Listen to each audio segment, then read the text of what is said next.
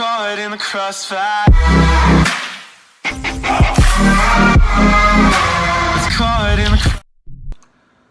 What's up, guys? Lance, the Obscure Movie Guy, coming to you once again, giving you another fun-filled, fact-filled video that you don't care about, trying to change the world one post at a time.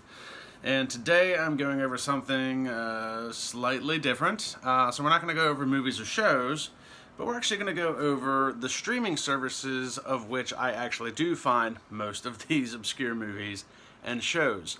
And I'm going to go over 3 streaming services that I use on a fairly regular basis. All of them free, and all of them I highly recommend to everybody. But we'll get more into that in a second. But the first streaming service that I want to talk about is also my favorite streaming service.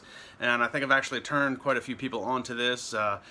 My buddy Louie and Junior, the Mustache and the Beard, turned them both onto this app, and they seem to enjoy it a lot. If you check out the mustacheandthebeard.com, Louie just did a blog review on a movie that he found on Toby. So that's T-U-B-I. That's Toby, and that is like my favorite app. That is the best thing going out there as far as I'm concerned. Completely free. Yes, it does have ads.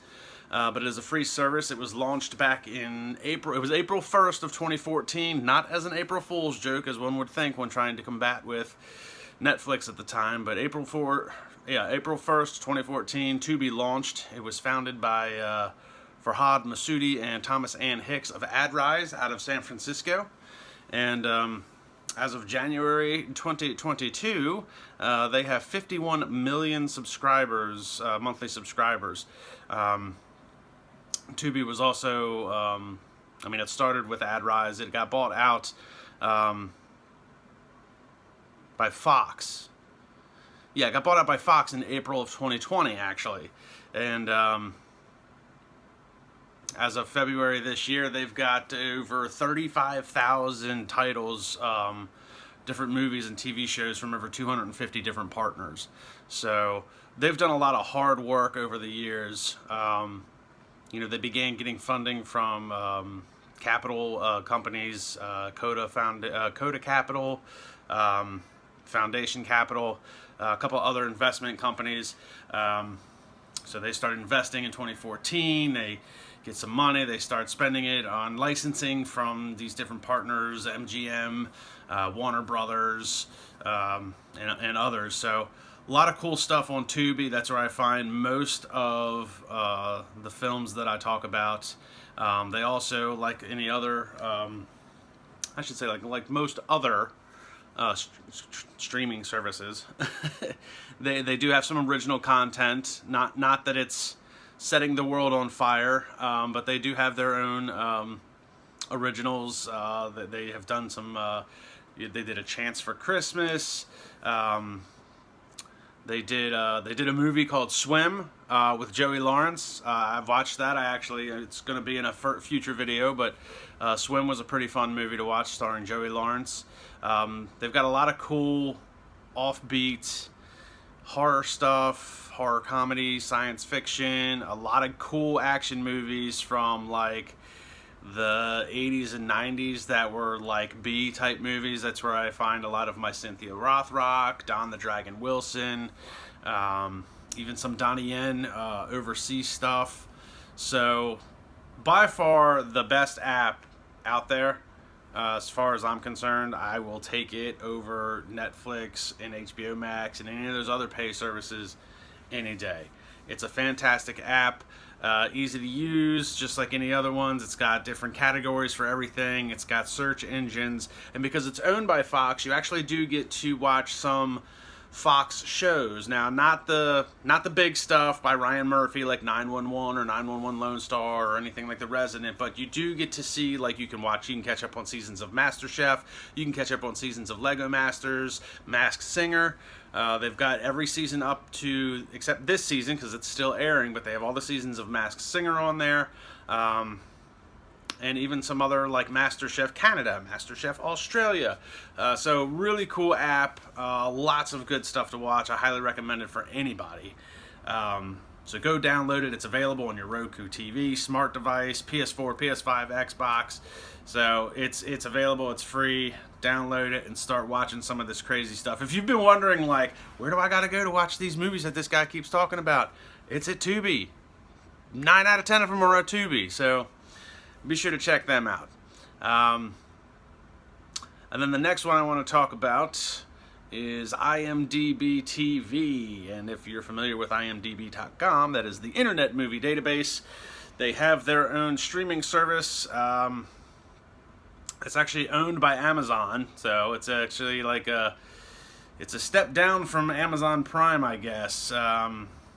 Amazon bought them out in January of 2019, and again, free app. Again, they've got their own original content. They've got Leverage Redemption. So if anybody watched Leverage a few years back from TNT, there's Leverage Redemption, which is kind of a continuation of that series. Kind of like a sequel, though. Not a complete returning cast, but some of the cast from the original Redemption show show up in Redemption with a new group of young guns. And then there's also Judy Justice. So if you're missing Judge Judy on your afternoon TV, Judy Justice is on IMDb TV. It's an IMDb TV original. And for the first season, much like Judge Judy, where they had to air multiple shows every single day, the first season of Judy Justice is 120 episodes. And it's set up very similar to Judge Judy was on syndicated television. About a half-hour runtime. Ridiculous cases with stupid people and a snarky judge. So, good for her. The only thing that they changed was her hairstyle. And honestly, I like the old Judge Judy hairstyle better. And then there's also Corner Gas. Corner Gas is it's a show and an animated series. So it's from a Canadian production company. Really funny show. So Corner Gas was kind of like you know how BBC had The Office, and then America was like, hey, that's a good idea, we should make our own Office, and it went on to be really successful. Corner Gas is kind of the same thing. It's a mundane TV show. Well, I don't say mundane TV show, but it's a TV show about a mundane life of people that run and work out of a corner gas station in Canada.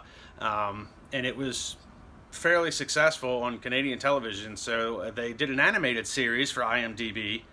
As an IMDb TV original, Corner Gas Station, the animated series, and it's got like 3 seasons, and it's super funny. If anybody's a fan of adult cartoons, especially if you're a fan of like King of the Hill, which I am, King of the Hill, very underrated show. They've been talking about bringing it back. I hope they do. Either way, if you're a fan of King of the Hill, then you're gonna like Corner Gas. Similar style, storytelling, stuff that's semi-ridiculous, but like not so ridiculous like Family Guy or The Simpsons. It's still semi-believable. So really good time, a fun show. And the last one I want to talk about was actually the first, and again, IMDb TV, I will say, it is available just like everything else. Roku TV, smart devices, game networks, PlayStation 4, PlayStation 5, Xbox, all that fun stuff. So be sure to check that out as well, also free. And then the last one I want to talk about is Vudu. That's a VUDU. And actually I talked about some movies that I had found on Vudu in like one of my like very first videos for this channel. But Vudu was actually the first app that I ever downloaded. And Vudu is kind of interesting. So that actually started life as Fandango Media. It was a joint venture between Fandango Media and NBC Universal, and Warner Media as well. But it was founded in 2004. So this was like way back in the way back. So it was founded in 2004. It wasn't originally founded as a streaming service, because that really wasn't a thing back in 2004. The interesting thing with Vudu is that it was kind of founded with it was what they called a Vudu box, which was basically their version of a TiVo, which TiVo kind of set the precedent for, DVRs, if you would. Record live television. Nobody thought it would be something you could ever do unless you were recording it on your VHS. And then it was like pause live television, and people were like, holy crap, I can pause live TV. I remember the commercial for TiVo, I think it was, the dude pausing the football game before the field goal was kicked. He'd run off to the church, say a prayer, come back, turn it on. Oh, the field goal is good. You know what I'm talking about.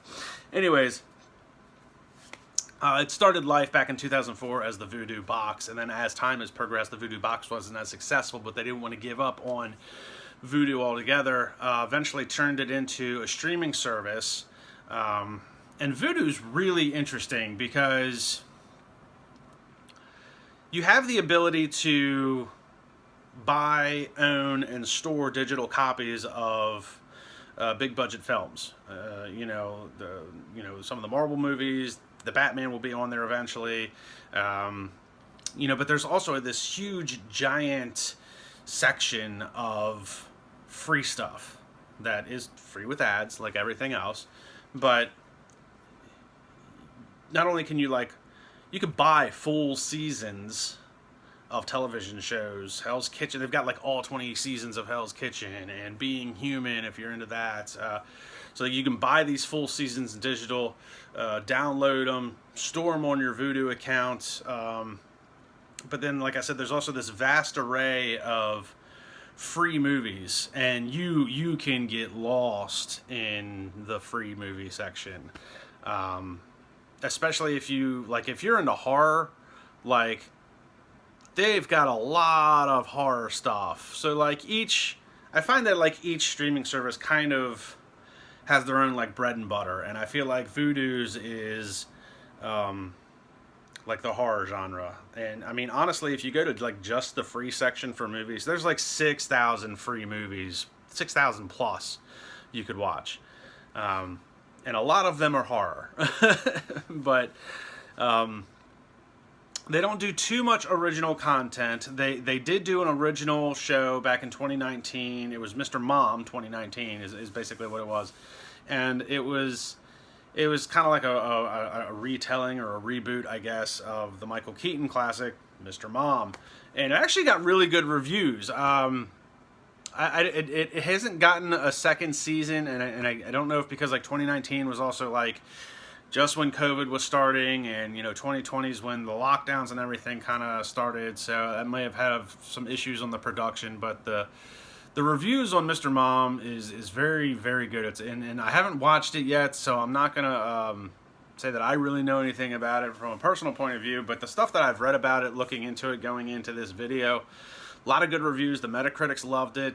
Audiences loved it. So, and I did watch the trailer. It does seem fairly funny, and just as Michael Keaton's Mr. Mom was extremely funny back in 1983. I think that's when that movie came out. So, but there you have it. The three streaming services that I use: Tubi, IMDb TV, and Vudu. I highly recommend all three of them. I know that there's some other free streaming services, and obviously there's pay services out there as well. HBO Max, Paramount Plus, Apple TV Plus, Netflix. And it's funny, there's so many streaming services out there. I will say this with these three, because I use the free version of Vudu and the other two are free regardless. There is a lot of overlap. You will see that there's a lot of overlap with the movies that are available. Just as an example, with so I love Jean-Claude Van Damme movies, and you're going to find a lot of the same JCVD movies between IMDb TV and Vudu. Blackwater, Wake of Death, Kill 'Em All, Six Bullets, which are all really good movies. In Hell's another one. But you're going to find them on both platforms. Now, Toby, to its credit, does have those movies, but it actually does have some of his classics. Lionheart, Double Impact, Kickboxer, Bloodsport, obviously, being the big one. So, but there is a lot of overlap with the free stuff that's available. So you will find a lot of the no-name stuff that I go over in both sections. But as I said, each one kind of caters to a different genre a little differently. Action seems to be Tubi's bread and butter. You're going to find a lot of old school martial art movies. You're going to find a lot of B action movies from the 80s and 90s, like I said. Vudu, you're going to find a vast array of horror movies that just seems to go on forever. And then IMDb TV gets the benefit of being backed by Amazon Prime, So eventually what happens is some of the stuff that was strictly a Prime original, we'll say, or maybe something that was like exclusive to Prime at the time, not necessarily an original, but Amazon Prime had the exclusive distribution rights for a certain amount of time. Some of that stuff trickles down into IMDb TV, which is kind of nice. So you do get kind of a little bit of like some B-movie stuff that a lot of people don't care about, and then you get kind of like this good section of like what you, I guess, would consider like A-list, more mainstream. So. But there you have it, the 3 streaming services that I use. So if you're ever wondering, where in the hell am I watching all of this weird stuff? It's on my PlayStation 4. And I will say this for the Toby app. I haven't really looked into this with Vudu or IMDb TV. I will say that the Toby app on my PlayStation is different than the Toby app on my Roku TV, on my smart TV. I don't know why that is. I don't know if it's just a difference in systems, but there is a lot more stuff that I can find and look up on my PlayStation than I can find on my television. So, but there you have it. 3 streaming services that everyone should use: Tubi, IMDb TV, and Vudu. That's VUDU, and IMDb, and then Tubi, TUBI. All available for free on your streaming devices, smart devices, gaming networks, smart TV, and all that other fun stuff. So please like, subscribe, and comment to the YouTube channel. Feel free to share the video, and I will catch you guys in the next one.